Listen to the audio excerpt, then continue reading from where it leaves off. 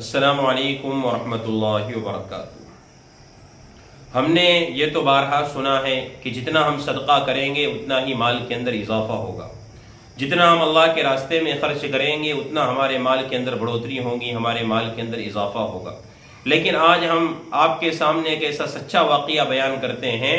کہ اگر آپ اس واقعے کو سنیں گے اور اس واقعے کو پوری ڈیٹیل کے ساتھ آپ جانیں گے تو آپ کو معلوم ہوگا کہ حقیقت میں اگر ہم صدقہ کریں گے تو اللہ رب العزت کس طریقے سے ہمارے مال کے اندر اضافہ فرماتے ہیں۔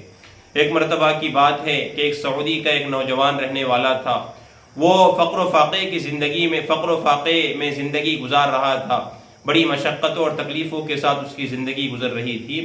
ایک مرتبہ اس کے دوست نے اس سے کہا کہ کیا ہی اچھا ہوتا کہ آپ کچھ رقم جو آپ کی سیلری آتی ہے اس میں سے کچھ رقم اللہ کے صدقے کے لیے اور اللہ کے راستے میں خرچ کرنے کے لیے مختص کر دیتے، پرائیویٹ کر دیتے۔ اس نے کہا ابھی میرے کھانے کے لالے پڑے ہوئے ہیں، میرے گھر کے اوپر اناج نہیں ہے، میرے بچوں کے اخراجات پورے کرنے کے لیے میرے پاس روپیے پیسے نہیں ہیں، اور تم بات کر رہے کہ اللہ کے راستے میں صدقہ کرو، میں کیسے کر سکتا ہوں؟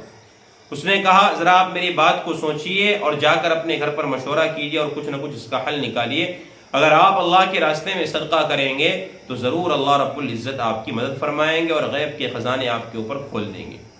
وہ اپنی عورت کے پاس گیا، اس کی عورت سے کہا تو اس کی عورت نے کہا کہ وہ آپ کا ایک مخلص دوست ہے، ہمیشہ ہر کام میں آپ کو مشورہ دیتے رہتا ہے، ہو سکتا ہے کہ عمل کر کے دیکھ لیجئے کہ اللہ رب العزت آپ کے لیے اس میں سے خیر کو نکالیں گے۔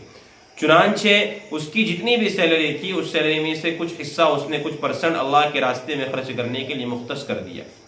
اس کا نتیجہ یہ ہوا کہ جیسے جیسے وہ اللہ رب العزت کے راستے میں صدقہ کرنے کے لیے رقم نکالتا جاتا اور صدقہ کرتا جاتا، اللہ رب العزت غیب سے اس کے لیے اتنے روپیے اور پیسوں کا انتظام کر دیتے کہ اس کے تصور سے باہر تھا۔ چنانچہ وہ یہ کہنے پر مجبور ہو گیا کہ اللہ رب العزت نے اس معمولی صدقے کے ذریعے سے مجھے ایسی نعمتیں عطا فرمائی کہ میں اس کا تصور بھی نہیں کر سکتا، اور آج میں ان لوگوں کی صف کے اندر کھڑا ہوا ہوں جو لوگوں کو اللہ رب العزت کے نام پر دیتے ہیں اور اللہ کے راستے میں خرچ کرتے ہیں۔ اور یہ نتیجہ نکالا کہ صدقہ حقیقت میں مال کو بڑھانے کا سبب ہے۔ اگر ہم بھی صدقہ کریں گے اور ہم بھی چاہتے ہیں کہ ہمارے مال کے اندر اضافہ ہو، ہمارے مال کے اندر بڑھوتری ہو، ہمارے رزق کے اندر برکت آئے، ہمارے اوپر آفات اور بلیات نہ آئے، ہم بھی ضرور کچھ نہ کچھ صدقہ نکالنے کا اہتمام کریں۔ اللہ رب العزت کی ذات سے امید ہے کہ اللہ رب العزت بھی ہمیں ایسی جگہ سے روزی پہنچائیں گے